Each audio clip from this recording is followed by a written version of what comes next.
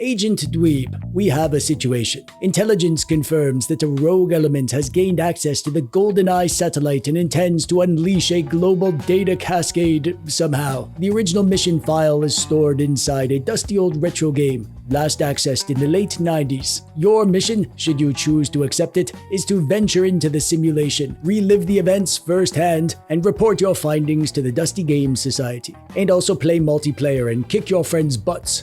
No odd job. This message will self-destruct in like, I don't know, 10 seconds or something, and it's going to smell like root beer when it does.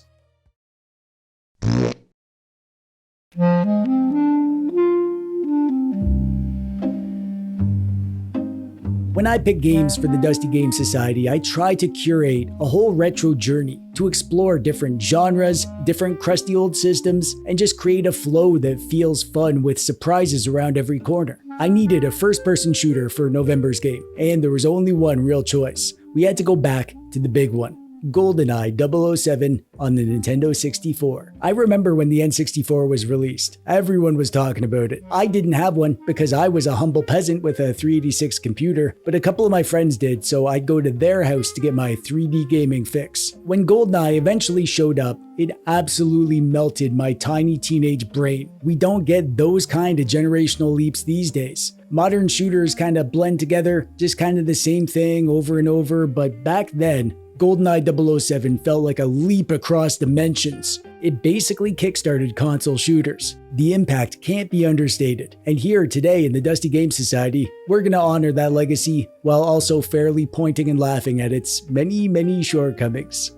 Goldeneye 007 is based off a movie. The movie is Goldeneye 007. It's the same name. It was a good movie. I saw it after I got into the game and I remember liking it. I was initially going to include movie clips in this video, but that's like an easy way to get a copyright strike on YouTube, so I'll spare you the Pierce Brosnan cameos. Well, maybe just one. Vodka martini. Shaken, not stirred.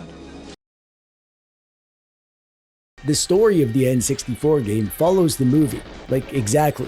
They really tried to get all the major scenes and plot points from the movie into the game and have them unfold in the same sort of way. For example, in the intro to the movie, James Bond does some secret agent stuff on a dam and then bungee jumps down off the top. In the game, you gotta do that too. They do the same stuff that he did in the movie. The story of the movie is a story of betrayal, some Cold War stuff, and a giant space laser. Bond's old buddy, Agent 006, Alex Trevelyan, also known as Sean Bean, fakes his death at the start of the movie and then comes back later with a new evil haircut and plans to wipe out the global economy using a satellite somehow. The game walks you through the whole movie, level by level, sneaking through the facility, escaping the base, creeping through the jungle, and finishing up on that huge satellite dish. It's like a low-poly, janky version of a movie, and it feels cheesy yet charming today, but can you imagine how this felt to see back in the 90s?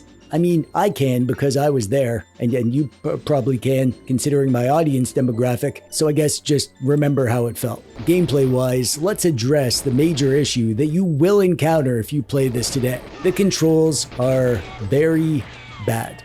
Like, very bad. Not just because the N64 controller was an unholy abomination, not just because this is an early console FPS game where they hadn't figured out the best way to do first-person controls, so every game tried to reinvent the wheel. No, I mean, even when you get used to the controls, even if you remap the controls to make sense in a modern layout, which is what I did, even with all that, the controls are super awkward. The aiming is imprecise and turning is slow. It's like all the characters are moving through slippery yet sticky mud. And also they forgot how to turn their head properly. And also they're drunk. The best way to play this, in my opinion, is to rebind the controls like this. That'll give you a more modern type of layout. And do not rely on aiming with the crosshair. Trust me, just play the entire game Hipfire style. It plays really well, and actually I was super impressed at how it felt to play. The guns have a sort of auto-aim when hip firing, and it really gives you the feeling that you're a secret agent man.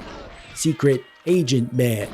Each mission starts with a briefing, as you would expect when you're a secret agent going on missions, and each mission has different objectives, which you do need to read and keep in mind while you play. I can't tell you how many times I started a level and went through the whole frickin' level only to reach the end and realize that I missed my main objective along the way. Some of the goals are pretty obscure and hard to find, but that's to be expected from a game of this era, I think. They did a pretty good job of injecting variety into how these things play out. And I really enjoyed how each area had its own sort of mini story that encouraged different gameplay styles. You can try to take a stealthy approach, use your silenced pistol and go for headshots, but that's an exercise in futility. It never goes like you want it to. The funnest way to play this is to go all in with guns blazing. Stay moving and just treat it like an arcadey experience. That said, I actually found the game really hard. I could barely beat the game on the easiest difficulty. My old muscle memory has long since faded. So yeah, maybe don't listen to me about how you should play this. Similarly, being an aging gamer who grew up being amazed by the graphics of the N64, I might not be the best person to judge the graphics in the game objectively, because I think it looks awesome. Like, obviously these are super low poly models with blurry, murky textures that look more like someone printed a picture of someone's face and glued it on a blow-up doll, but I can still put myself in young TechDweeb's off-brand shoes and be amazed at how much they were able to pull off visually. Look, making things that don't actually exist is easy. Like when you do cartoon styles like Mario 64 or whatever, it's easy to make that look good, but achieving any sort of realism is a lot harder. And considering the constraints of the N64, I think they did a great job. The levels have a good amount of variety, with some extra like clutter scattered around to make the rooms feel less like just big empty rectangles, and the levels are huge, and different environments feel different, from outside in the snow to the docks at night, and the jungle, and the cave, and tight train corridors. Good effects like explosions. They were still learning how to do good graphics and stuff back then. And considering that this is like the dawn of 3D shooters, they came up with some good tricks to achieve what they wanted to do. But to play devil's advocate, even with my freshly polished nostalgia glasses, there is a lot of ugliness here. Lots of low-res textures and parts of the levels that don't really feel like anything, just like big empty areas with nothing going on. And the human models, I think look alright, but their animations do not. This is from the era where animations were still being made by computer programmers, not by like artists and animators. Everyone moves like a marionette underwater. I think that's the part of the whole visual vibe that has aged the worst. I feel like if they did a better job with the animations, our brains would believe that these are people more easily. The sound is the biggest saving grace for me as a player, to buy into the idea that I'm in a movie. The sound design in this game is incredible. I remember the sound of this game booming through my friend's family TV and stereo back in the day, and it still hits hard today.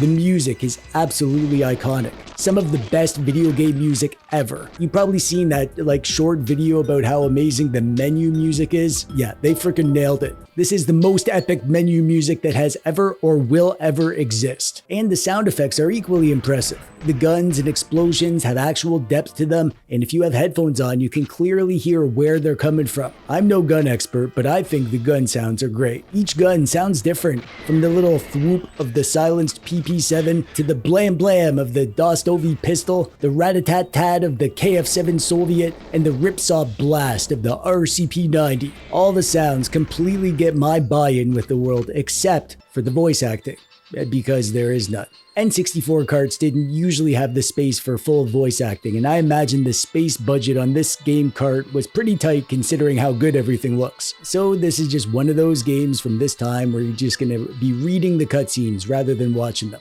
And now we come to it. The main reason that this game was so insanely popular, it was basically fused into the cartridge slot of so many N64 consoles. I'm talking, of course, about the multiplayer. Goldeneye's 4-player split-screen multiplayer felt like someone had invented a new thing, an entirely new experience that somehow you got to enjoy in your living room. Up to that point, the idea of a first-person shooter where you and 3 friends could all run around the same map at the same time on one console, on one TV, that was wild. Of course, you had tiny little quadrants, blurry textures, and about 5 frames per second during explosions, but that didn't matter. I don't care what else was going on in 1997. Goldeneye multiplayer was the most important thing in the world, and playing it today with friends is still fun as long as your buddies all know what they're getting into. The maps aren't very interesting, but they're just like a big playground, the weapons are satisfying, and there's a special kind of chaos that happens when everyone's crammed on the same couch yelling at each other. At the same time, it's definitely lost some of the magic.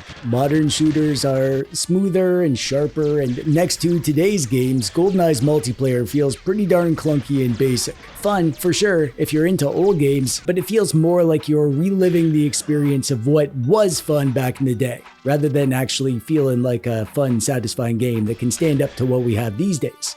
I played so much of this game. I played it to death back in the day, both on original hardware and then later when I first got into N64 emulation. It's been years though, and coming back to it now, I was struck by a few things. I was impressed at how bad aiming felt, but how little it mattered when you played run and gun style. I was impressed at the environmental storytelling, and I was surprised at how much I sucked at the game. Either this game is a lot harder than I remember, or I'm just getting old and I've lost my old school gamer skills.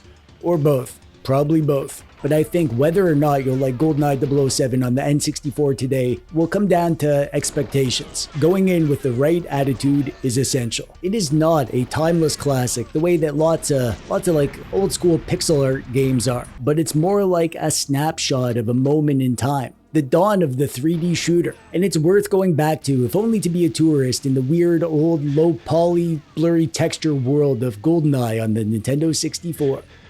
But that's just one dweeb's opinion, and the Dusty Game Society isn't a one dweeb show, so let's hear what the other DGS members had to say about this one. Strad von Zarevich knows a guy who was perfect for the job, his good undercover buddy, Agent Vasily von Holtz. If you know, you know.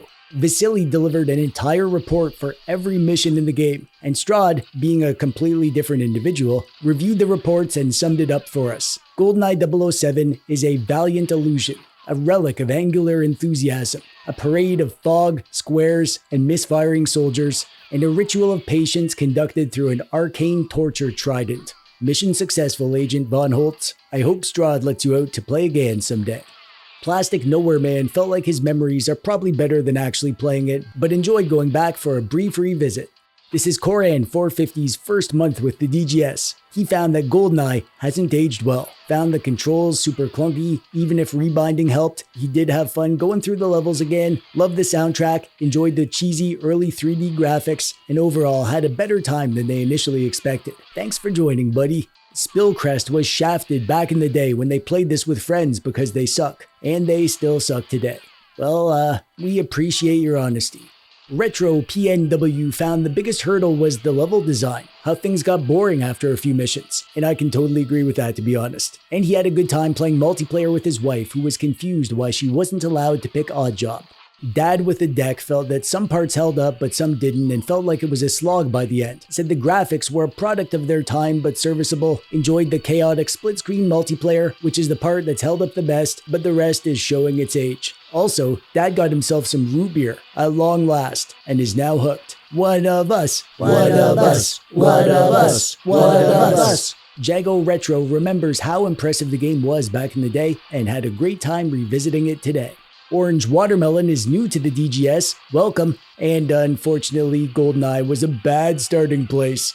They really didn't have a good time, mostly with the controls, and that's totally fair. 2 disappointed fathers out of 10, yikes. KC2DPT couldn't play GoldenEye on their Flip Zizzle, so they mixed it up by playing James Bond 007 The Duel on the Sega Genesis. I love it. That's something I fully encourage for all DGS activities. If you're not into the specific game that we pick, play something else in the same universe on a different system. They did a great mini review for this game on the Genesis. They enjoyed the exploration and platforming, some good boss fights, and this was a good theme for them because they're working their way through a Bond movie marathon.